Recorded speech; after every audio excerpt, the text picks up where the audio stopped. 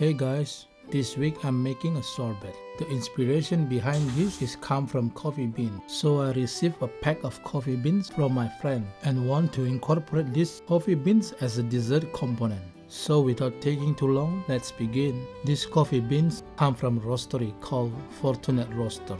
I'll put their Instagram account into the description box. Feel free to check their range of coffee beans if you reside in Indonesia. For this sorbet preparation, it takes me around 3 days to make it because I'm using cold brew coffee as my base. But if you have an espresso machine, I suggest using an espresso coffee rather than cold brew as your base. It will save your time and speed up the process.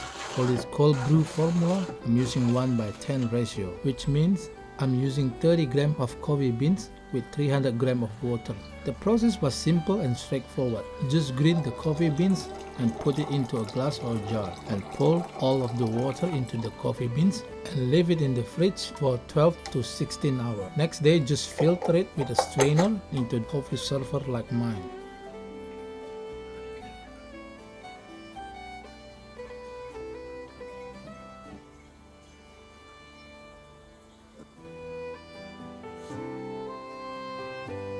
Then the next thing I'm doing is to make my espresso.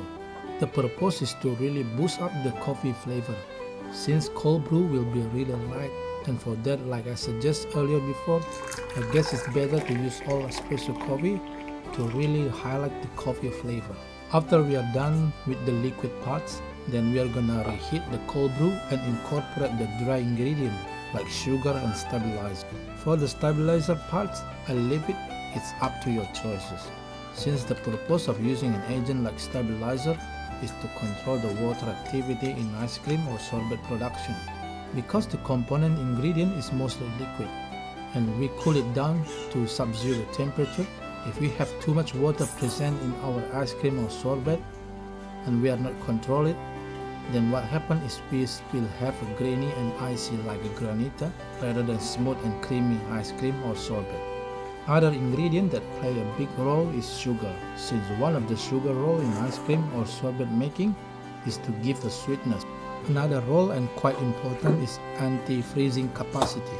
You can try this by making an ice cream and putting a double amount of sugar from what the recipe is.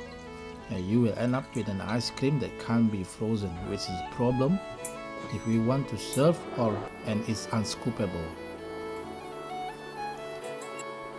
We're gonna bring the base to 40 degrees and then we incorporate all dry ingredient into the liquid base. Here I use an infrared thermometer as my guide to check whether the liquid has reached 85 degrees and then stop the cooking process. After stopping the cooking process, we will gonna transfer it into a container and let it cool in the fridge for at least 6 hours or overnight to mature the sorbet base. The next day we are gonna churn this sorbet base in an ice cream maker according to the manufacturer.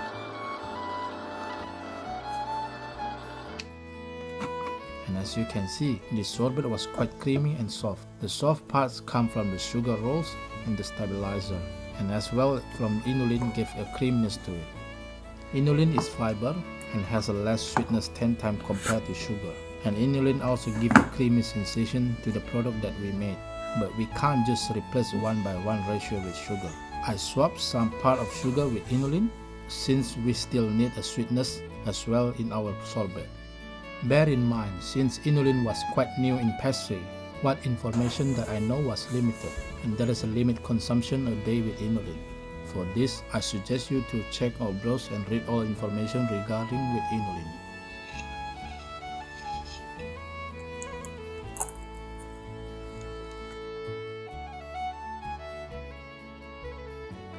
Here I use it in a plate dessert.